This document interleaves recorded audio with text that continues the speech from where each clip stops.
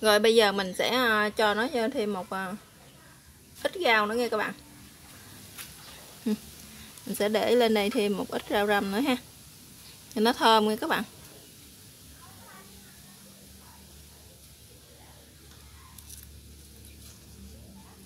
Hồi nãy mình đã trộn vô trong cái phần gỏi của mình một ít rồi mà mình không có quay lại cho các bạn xem. Bây giờ mình sẽ còn một ít, mình sẽ để với nó lên.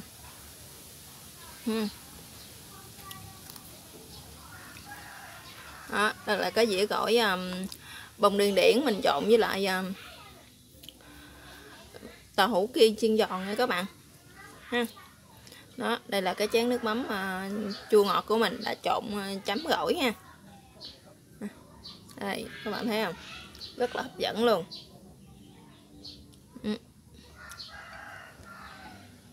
Đây. Đó.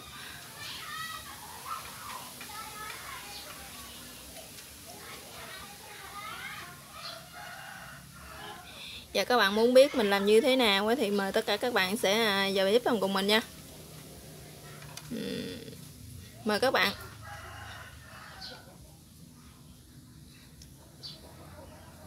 Chào các bạn, mình sẽ giới thiệu các bạn cái món là gỏi bông điên điển nha các bạn. Mình sẽ trộn gỏi bông điên điển nè, thật cẩm luôn. Giờ trước tiên mình sẽ có đây là bông điên điển nha các bạn. Có một rổ bông điên điển nè. Bữa nay mình sẽ trộn với lại quả súng nha. Đây là bông súng nè các bạn. Mình đã lột vỏ nó, cắt đầu hết đây. Mình đã cắt những cọng nhỏ nhỏ như thế này ha. Rồi mình có đây là một trái chanh nha, 2 trái ớt, củ cà rốt nha các bạn. Đây là salad. Đây là gia vị thì mình có giấm nè, đường nè, nước mắm. Còn đây là mình sẽ trộn thêm với lại bún này các bạn. Cái này là bún tàu á ha. Bún tàu mình đã chiên lên nè các bạn. Với lại cái tàu hũ ki á, tàu hũ ki mình ướp muối tiêu á các bạn. Hồi nãy ha mình chiên giòn nè, thấy không? Giờ mình cũng sẽ cho kết hợp chung với nó luôn. Bây giờ mời tất cả các bạn sẽ vô bếp làm cùng mình nha. Rồi bây giờ trước tiên chúng ta sẽ đi tước cái bông điên điển này ra nha các bạn. Ở miền Tây của mình thì cỡ này bông điên điển rất là nhiều. Tại vì tới cái mùa nước nổi nè các bạn.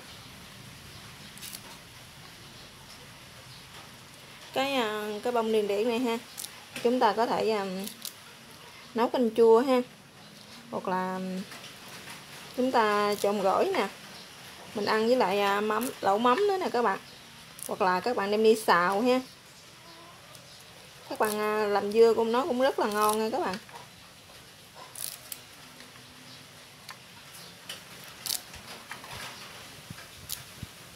Bông điên điển này mà các bạn nấu canh với lại cá linh á, cá linh đầu mùa rất là ngon.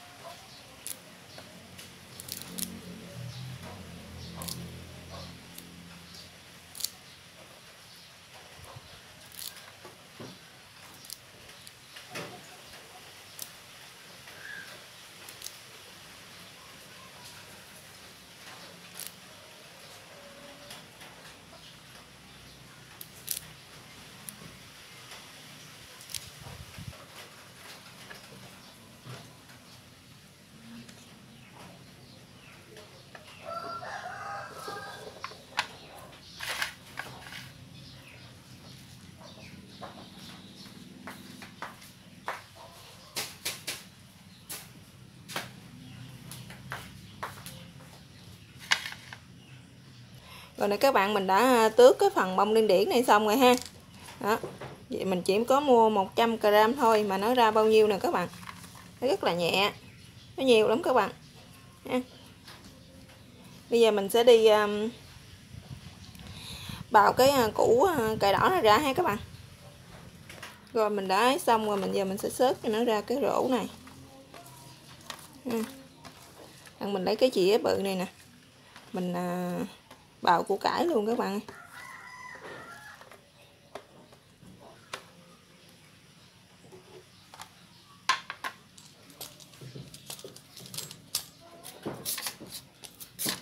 Củ cải này thì mình không có bằng hết, mình chỉ bằng một phần thôi.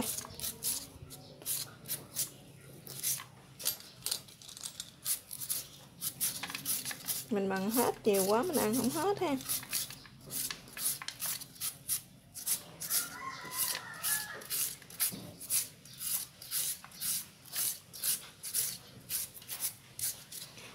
Củ cải này thì mình bào ra mình trộn rỗi thì các bạn thấy nó hơi bị cứng phải không? Giờ mình sẽ bào nó xong ha. Mình sẽ để vô đây một ít muối cho nó mềm lại nha các bạn. Các bạn trộn vô đây muối ha. Các bạn chỉ cần để khoảng chừng 5 phút thôi. Rồi, mình chỉ bào bao nhiêu cái phần củ cải đỏ thôi.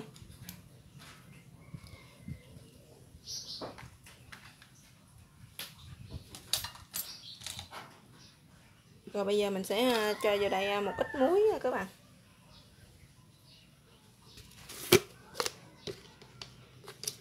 Cho cái phần củ cải mình nó sẽ mềm lại hơn ha, cho mình dễ ăn, để nó cứng mình hơi bị khó ăn ha. Các bạn cho ít muối thôi, mình cho một xíu muối là được rồi. Rồi các bạn cứ trộn nó lên rồi các bạn để đây đi. Khoảng chừng 5 phút là cái phần củ cải này của mình nó mềm ha. Rồi mình đi xả nước sạch lại nha các bạn.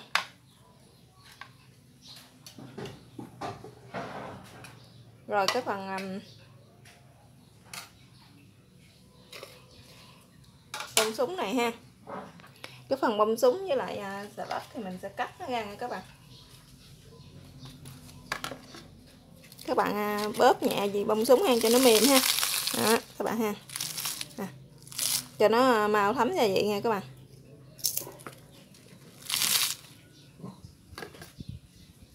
Mình sẽ cắt cho nó nhỏ để mình vừa cái miếng ăn của mình đó.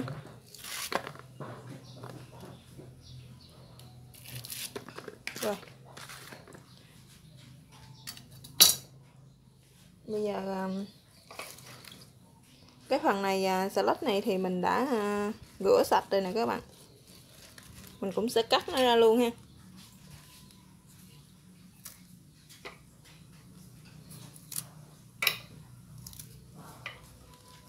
Các bạn cắt cho nó vừa vừa ăn thôi, nhỏ thôi nha, đừng có quá lớn.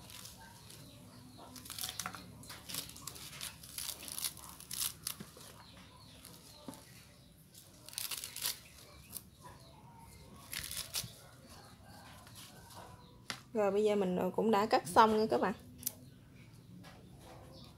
Giờ mình sẽ pha cái nước chấm để mình trộn cái sốt của nó ha.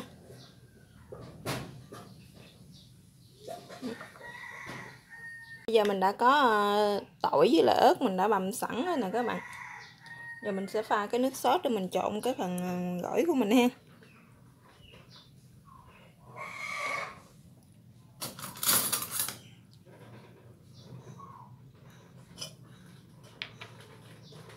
Giờ các bạn trộn tỷ lệ 1:1 nha các bạn.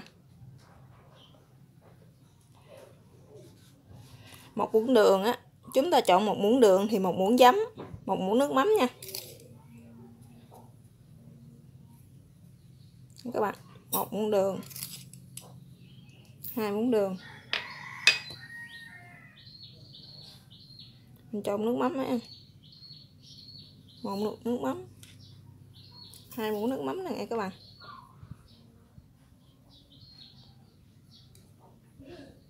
2 muỗng giấm ha. 1 2. Bây giờ mình sẽ cho hết cái phần tỏi băm này của mình vô, và ớt.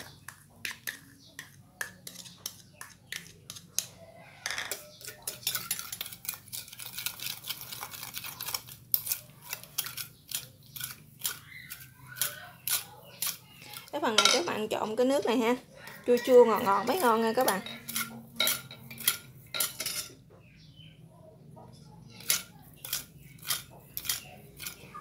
Các bạn thấy không, cái chén nước sốt để mình trộn cái phần gỏi của mình có hấp dẫn ha. Để mình thử coi nên nó như thế nào ha các bạn.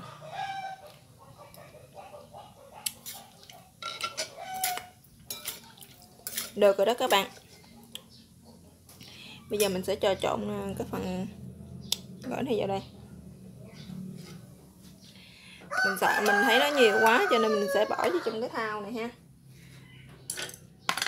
Cái phần salad với lại bông súng mình đã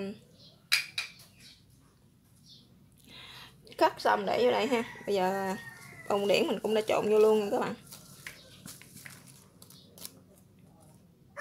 Rồi cái phần cà rốt này mình đã ngâm xong rồi, mình rửa sạch rồi để cho nó ráo nè các bạn. Giờ mình sẽ trộn nó vô đây luôn ha.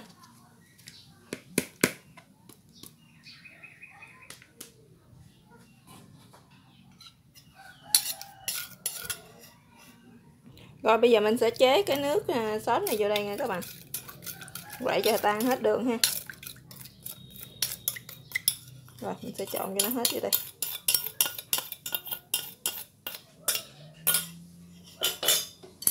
Rồi mình trộn nó lên.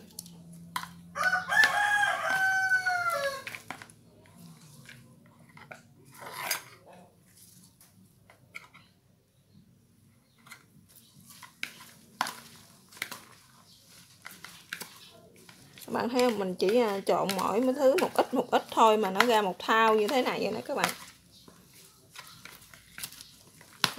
Các bạn thấy màu sắc bắt mắt ha. Xanh nè, màu xanh của salad này ha, màu vàng của bông điền điển này ha, màu tím tím của bông súng này ha, và cái hai vàng vàng cam cam của màu cà rốt nữa nè các bạn, rất là hấp dẫn ha. Bây giờ còn cái này ha, còn cái đây là bún tàu nè, màu trắng của bún tàu mình sẽ trộn cho nó vô đây luôn. Và cái phần tàu hũ kia mình chiên giòn nè các bạn, mình cũng sẽ cho nó vô đây luôn.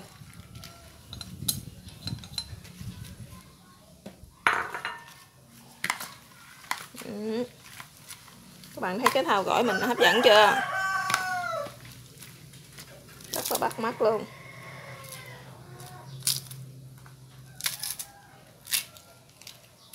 Cái này nó hơi lớn cho nên mình sẽ bẻ nó ra.